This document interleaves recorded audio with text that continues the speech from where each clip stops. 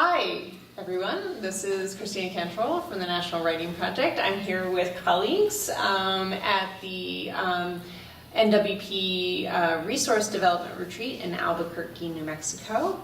It's July 2018, and I'm really excited to have a chance to talk with some colleagues who have been LRNG Innovator grantees in the last grantee cycle and talk with them about some of the cross-cutting themes around their work. So the three of them represent two projects and they're developing resources about those projects that you should keep an eye out for at the current.educatorinnovator.org. So really excited about that. And here at this retreat, we've had an opportunity to talk across our projects and really think about some of the cross-cutting themes. So that's what we wanted to talk about here today. But first, let you guys introduce yourselves and just tell us a little bit about your projects. Do you want to start? Okay. I'm Sandra McLaughlin, and I teach at Western Albemarle High School in Albemarle County, Virginia. We are a part of a Let It Shine grant, and I work with an American Studies partner and the other high schools in the area, so that's cross-curricular and interdisciplinary. And our project was based off of how do you tell your community story through monuments and memorials. And my name is Angela Stokes, and I work also with Sandra in Albemarle County Schools. I have a division position, it's called a lead coach role. And our first entree into the project was actually coming together as a team to write the grant. And I think our big questions were, as we looked at Let Them Shine, when we looked at monuments, whose stories were already being told in the communities, in our community directly, and then other communities around the state, whose stories were missing. And when we looked at those missing stories, whose stories would the students want to tell, and how would they want to do it in a really creative way? Great. I'm Ellen Shelton. I am at the University of Mississippi, and our project was Green is the New Pink, Young Women Environmentalists in Action. And it was a cohort of young ladies who were interested in exploring careers in environmental science, and 4 Saturdays of field experiences with online contact in between the 4 sessions. Great. Thank you. Nicely summarized. You guys must be working on resources or something. Yes, we know that helps. Yeah. So I want to just take a second and talk about LRNG Innovators because we've now finished or we're coming to the finish of the 3rd challenge and the 3rd cohort of grantees. So we have, I forget the exact number, it's over 30 groups that have developed connected learning sort of designs and tested and tinkered with different designs and possibilities of creating connected learning opportunities for youth, both inside and outside of school, through these grants. These grants were supported by the National Writing Project, as well as John Legend's Show Me campaign and the MacArthur Foundation and the Collective Shift organization. So, and the idea of these grants was really we had a group of educators who were working on, previous to these grants, working on connected learning in their own contexts, and named some of the key challenges in doing this work.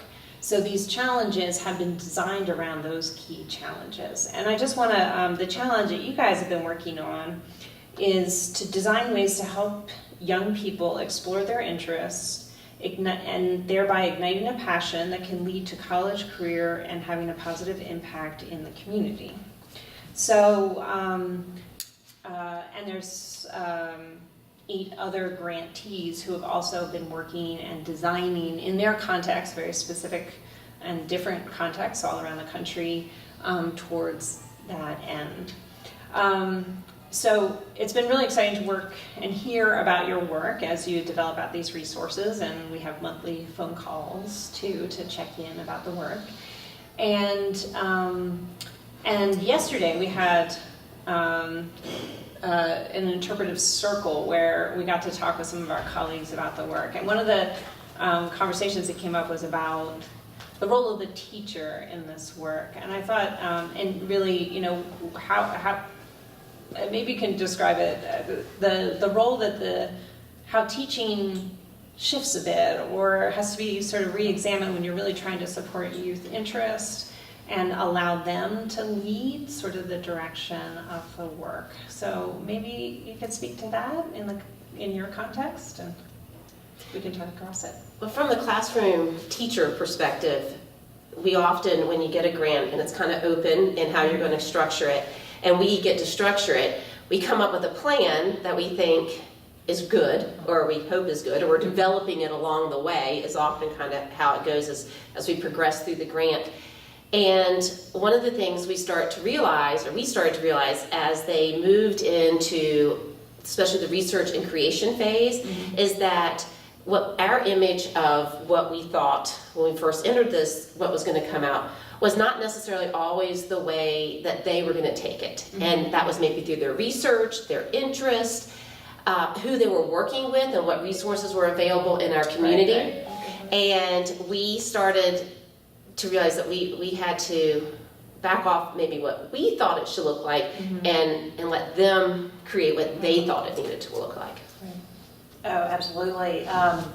What we envisioned, and we created the framework for it, but a lot of the content ended up being driven by the girls' interest. Sometimes it wasn't exactly what we planned, and we had to do some, I call it parking lot planning, like on the fly, what do you do? But it really was empowering to the girls to say, here's what we want to do, and we really think electrofishing is cool, and here's how we can use it. And I was like, we're going electrofishing again. But it was interesting from a teacher perspective, because I've actually been in the classroom for 8 years now, and used to directing programs and waiting for it to not go as you originally envisioned. Some of my teachers, so I had, I think the key was always get the people who are knowledgeable about the content, who can be facilitative rather than directive. And but one of my teachers, who was a science teacher, because obviously I know nothing, I'm like, it's a bug, and they're like, no, this is what it is. But she really kind of started withdrawing as the sessions went on, because she felt like she wasn't carrying her weight, because she was used to being the central person in the classroom. And this was a major pedagogical shift for her in this project, and she's enjoyed it. But she really had to grapple with what was her role. The middle school teacher was much more flexible and was very used to student-centered learning. And the English math teacher, who was a techie person, was used to letting go. So that was watching kind of their growth as educators that I enjoyed, but I also realized that I needed to facilitate as the sort of logistics team leader, and saying it's okay to let go, and it's okay to really, this is your role, is to figure out how to support the students as they're in this inquiry. It was a challenge, I think, for some folks, that classroom teacher that's used to being the central. Yeah.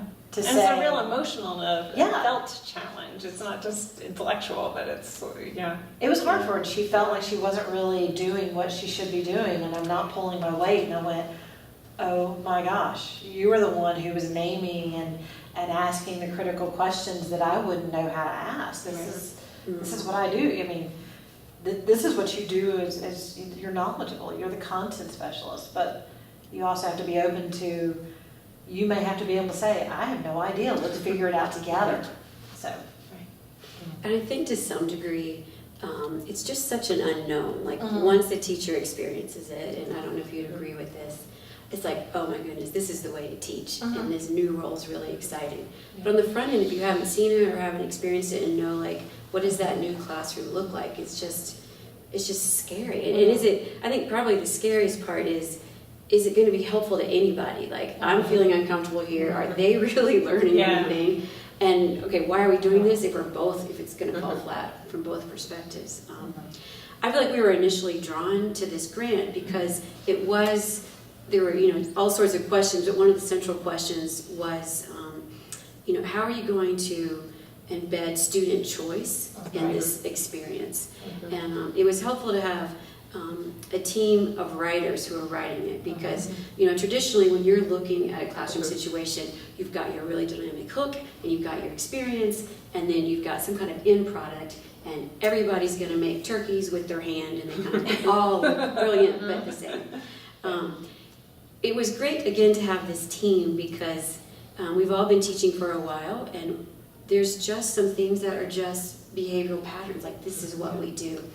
But we were able to challenge each other and say, okay, wait a minute, back up. Was there an opportunity there to build in student choice?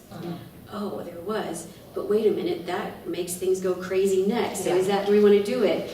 And we'd be like, yes. Yes, we do. So then you build in choice. And then you get to that next point, someone would say, oh, wait a minute, we're being a little lockstep here. Was there an opportunity for choice? So I don't know as an individual if there would have been as much choice involved as Let Them Shine, because you needed those other voices to say, wait, pause here and just think about the choice, and even though it's scary, let's just go with it and see what happens.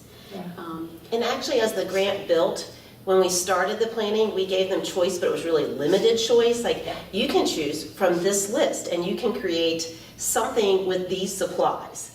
And that was where we got it started. And part of it was the introduction to what memorials and monuments were that went along with our project. And so as they got more comfortable with that, we tried to give up control. But sometimes as a teacher in the classroom where you want to maintain order, it's hard to give up control. And sometimes we have to realize that we can be our own worst enemies and that we need to back off. And so by the end, we were hoping they felt comfortable enough that we could open it up with some parameters, and they, through their research, could go different paths. And what we realized, we are English and history, that some of the ways they went was more of an artistic one, and another way was more of a science-based, and then others went very much with like local, since you're telling our local story, local people right in our community, and it depended on their creativeness. Like, some people had the best idea, but creating a monument was really tough, and other people had a great idea, or it had an okay idea, but then how do you create that monument? It was kind of where we were, and trying to get teams of kids to work together so they could build on each other's strengths. I think one thing that was a real challenge for us is when you're designing something, you have not only to be flexible in what it looks like, but you also have to have faith that what you built, that this is good practice, that that the groundwork is there to support whatever ends up, and it's probably not going to be what you thought it would be, but it's going to be okay on the end. Yes. And there might be some failure along the way. And that actually is the growth point, but at the same time it's scary because it's also very public failure sometimes. And I think especially in this age of testing and assessment, we're very used to, we know how to get to this is what the end goal is going to be, but yet the kids go so much far beyond when they have these sorts of the choices and the field experiences, and we're not limiting them, and they can take that knowledge in places we never dreamed of. But I think that's why sometimes this is kind of scary for educators, because they might have an administrator along the way who says, oh, you're not doing what's going to get the kids there, and you're like, no, it's going to get them beyond that. Yeah. But you have to have that faith as an educator to say, oh, well, this is what it's going to be, and this is going to be great. Just have a little faith in me, and have a little faith in yourself. And that's I think sometimes the leap that some folks are not ready to do, or are a little hesitant maybe. Yeah. Well, I think it really helps to have administrator support in the building Absolutely. when you're kind of making this leap, and also division level support that Yes. say, you know what, we really value this. We know it's going to be helpful for the students.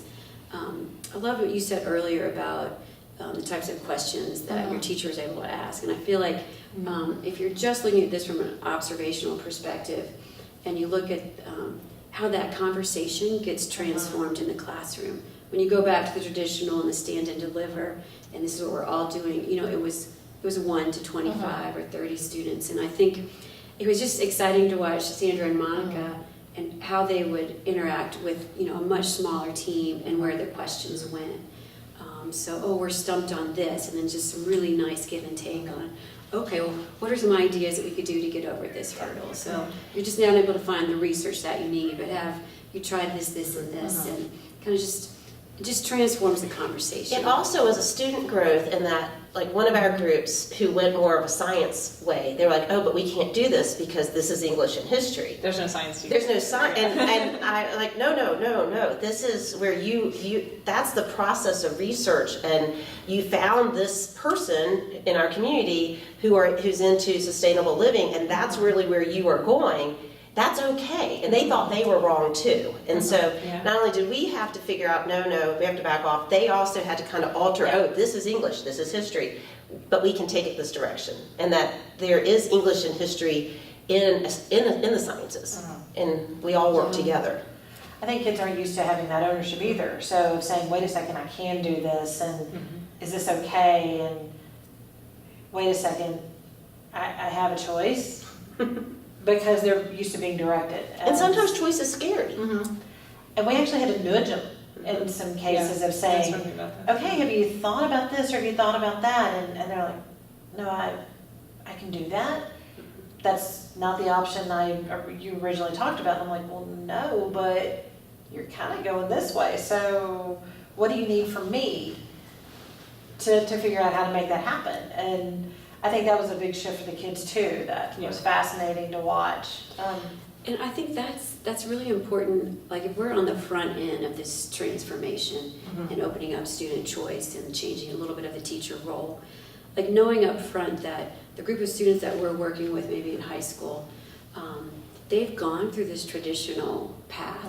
So the idea of a choice, sometimes it is just a blank.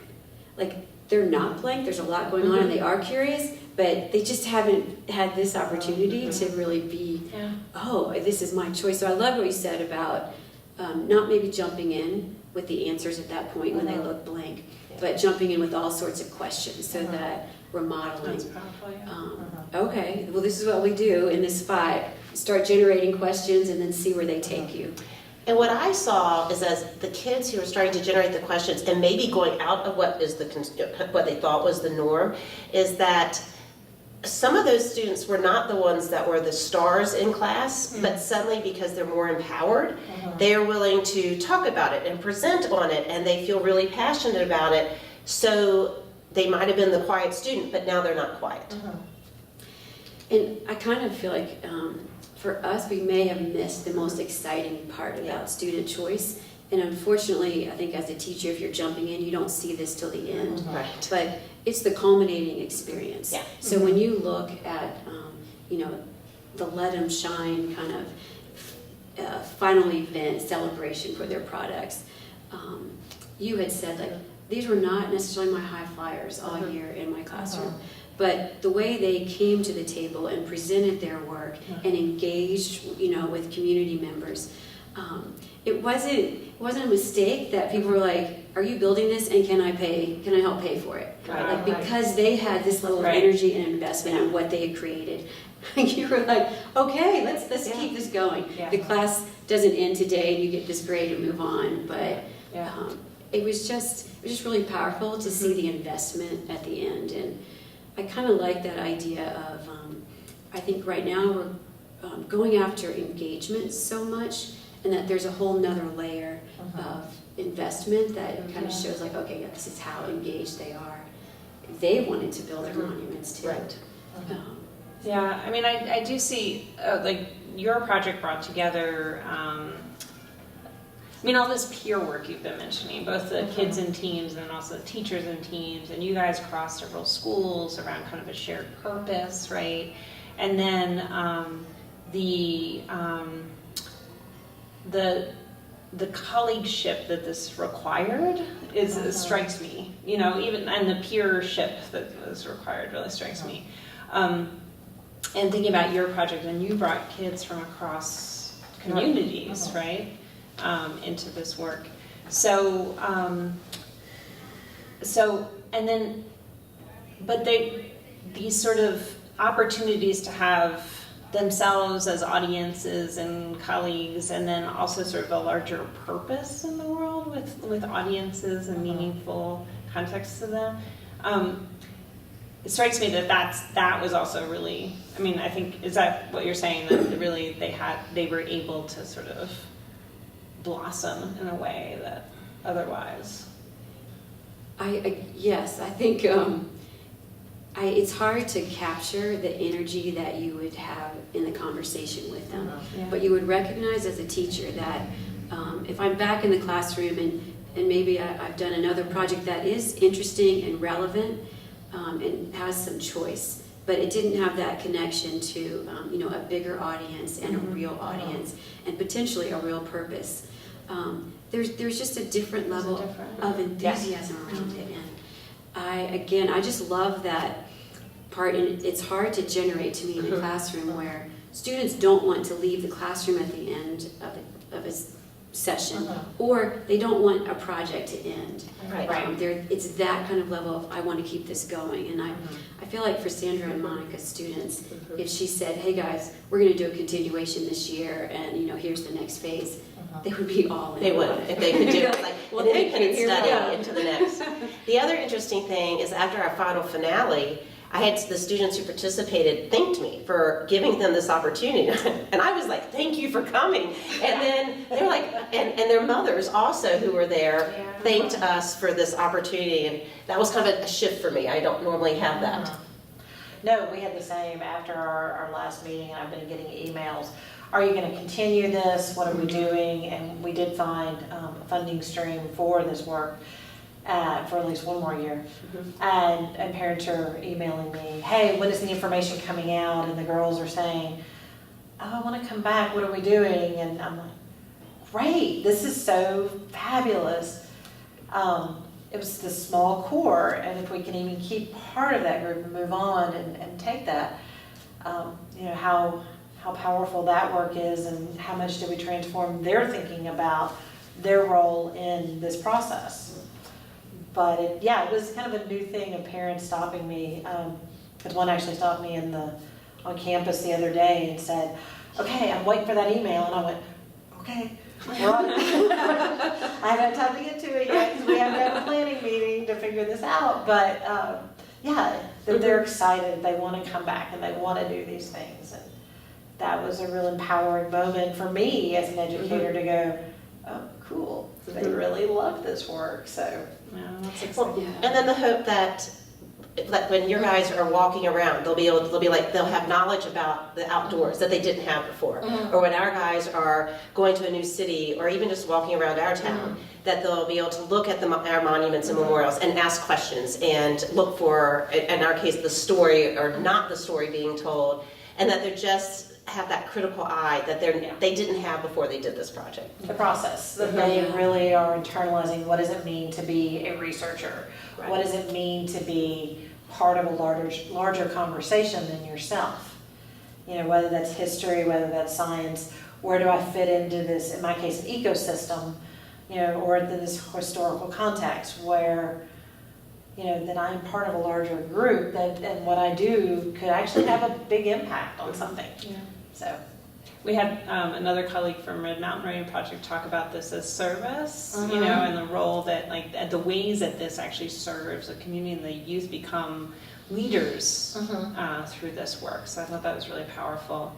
And I know we should wrap. I just wanted to mention, because I think it's an important component of both of your work, and you've talked a lot about it, and it'll be in the resources that they're creating, so you should check them out. Is the role that community partners played. So I know both projects had a number of community partners. So maybe we could just briefly talk about that, because I feel like it balances, it shows how that peer work is really so essential. So in our case, we were trying to show environmental careers outside of the academic space. Who's actually doing this eco work. And so we brought in some conservation managers from Strawberry Plains Audubon Center, where we did quite a bit of our inquiry work. But then what was also fascinating was they were working with Dr. Knight, who's a water conservationist, at the field station, somebody asked a question. He said, I don't know. Got out his phone, dialed somebody and said, hey, I'm out here with this project and I'm looking at this. I'm going to take a picture. What is it? And so they put the phone on speaker. I can't believe we had cell service at that moment. And said, okay, this is what you're looking at, and here's what it was. And it was somebody that he knew who worked at the sedimentation lab for the USDA. And so had that conversation. And so they got to see a network of professionals and how they work together. And you're not the knowledgeable person, but you probably know someone who is. Mm-hmm. And how did they engage? You're not alone in this inquiry process. And we brought in different faculty members for different reasons, but we were really trying to see what other careers were out there besides. So we engaged Mitch Robinson, Tim, and his last name is failing me at the moment. But who were those folks that were there saying, okay, well, here's what's happening here, and here's how this environment is actually returning, this man-forced environment that was a farm, is now returning back to nature, back to the original ecosystem, but how it shifted. And so they were actually having those conversations and bringing in historians to talk about what that area was. So. Well, Angela and her partner John were amazing. They organized an academic conference, and a lot of 17-year-olds have never been to an academic conference. Mm-hmm. And we did it at Montpelier, which is James Madison's home, a local kind of monument memorial in a house that we have, and it was amazing. I was thinking back again to the original writing process, and we got to that question about, it's so important to have community partners. Who do you think you'll partner with this project? And at that point, we had so much student choice that you would have no idea who would be relevant to what the students were going to be studying and trying to create. So we just kind of like, well, maybe, this, and this person. But because of events that happened in Charlottesville, this particular project had some early media attention. Yeah. And we had no idea the number of people that were also thinking about, in our community, how do we tell a richer and fuller story? And so they just automatically became partners all throughout. And I think it was instrumental because they could talk about what they were doing. They were in the same positions as the students, where I'm starting and I need to tell an untold story. Where do I start? And they would say, well, it's so important to do the research and actually talk to people, if you can, who are connected to that story. And then they would go through the rest of the process with the students. It was just, I think, fascinating for them to have people who were doing it as professionals, real time. Yeah. I think it was also amazing the scope of people. So maybe an architectural historian who was helping them with, we noticed in their very first monuments that they were very concrete and literal. So what is it that you think about when you're trying to tell a story through a monument? And what does it mean to be more abstract or bring in, classical elements to what you're creating and symbolism? So an architectural historian, naturally all sorts of architects, but there were videographers who had just completed Montpelier's A Mere Distinction of Color.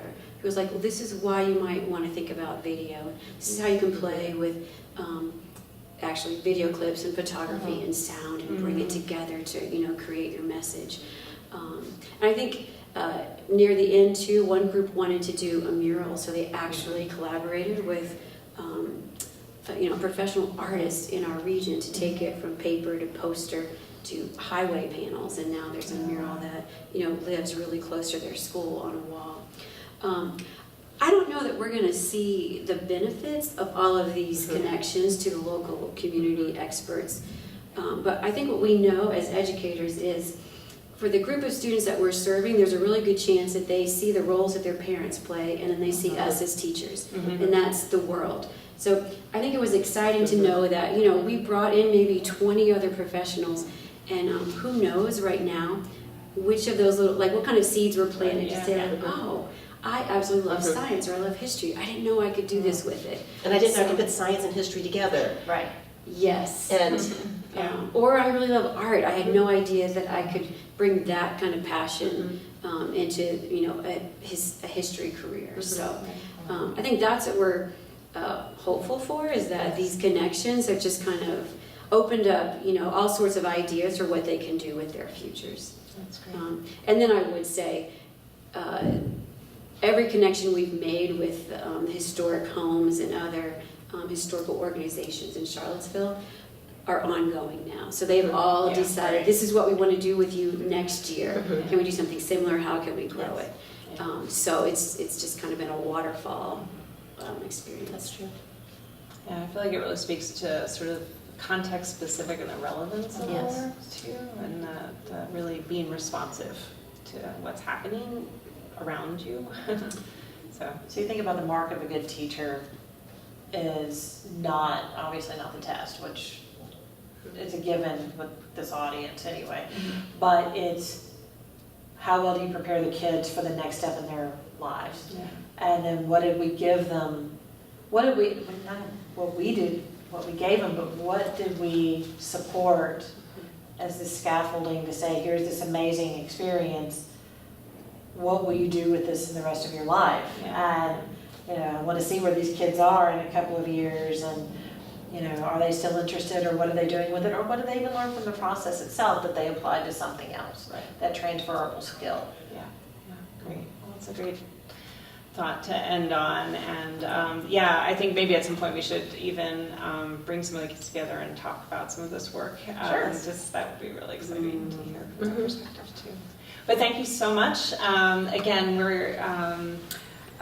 there'll be resources published to the current.educatorinnovator.org very soon, so you can dive even further into these projects. I want to thank you both. It's been a pleasure actually the last year having a chance to talk with you about this work as it's unfolded over the last 15 months or so. And and thank you for doing this interview with us today. Thank you for Thank you, listening. Christina. Sure. Yeah.